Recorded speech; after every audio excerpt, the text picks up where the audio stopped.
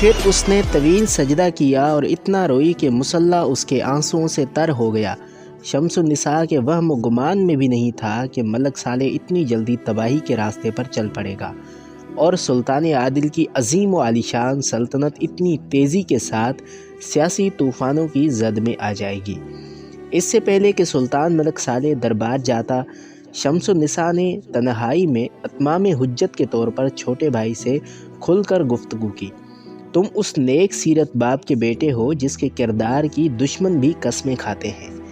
اس سے پہلے کہ شمس النساء اپنی بات مکمل کرتی، سلطان ملک صالح درمیان میں بول اٹھا۔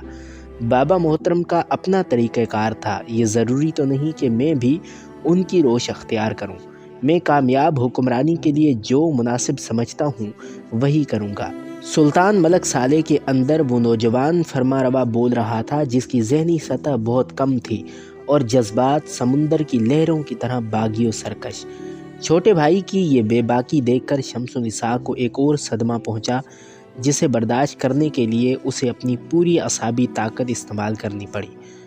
ملک صالح، تم جلد از جلد اپنے بد کردار مشیروں سے نجات حاصل کر لو، ورنہ وقت تمہیں اتنی مہلت بھی نہیں دے گا کہ تم اپنے گناہوں کا کفارہ ادا کر سکو۔ بڑی بہن کی نصیحت سن کر سلطان ملک صالح مشتعل ہو گیا۔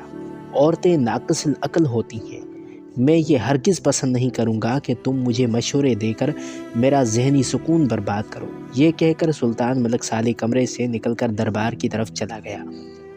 شمس النساء کی آخری امید بھی دم توڑ چکی تھی۔ پھر اس نے چند دن سے زیادہ قصر خلافت میں ٹھہرنا گوارا نہیں کیا۔ شمس النساء تو اسی روز مصر واپس چلی جانا چاہتی تھی، مگر دوسرے عزیز داروں کے دکھانے کے لیے وہ ایک ہفتہ دمشق میں ٹھہر گئی۔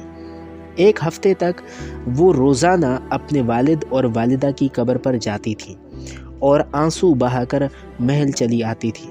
اس دوران ملک صالح نے ایک بار بھی بڑی بہن سے اپنے توہین آمیز رویے پر معذرت نہیں کی۔ آخر رسم دنیا کی تکمیل کر کے شمس النساء اپنے دیور ملک عادل کے ساتھ مصر روانہ ہو گئی۔ رخصت کے وقت سلطان ملک صالح کچھ دور شمس النساء کو چھوڑنے کے لیے آیا، مگر یہ محض دکھاوا اور دنیا داری تھی۔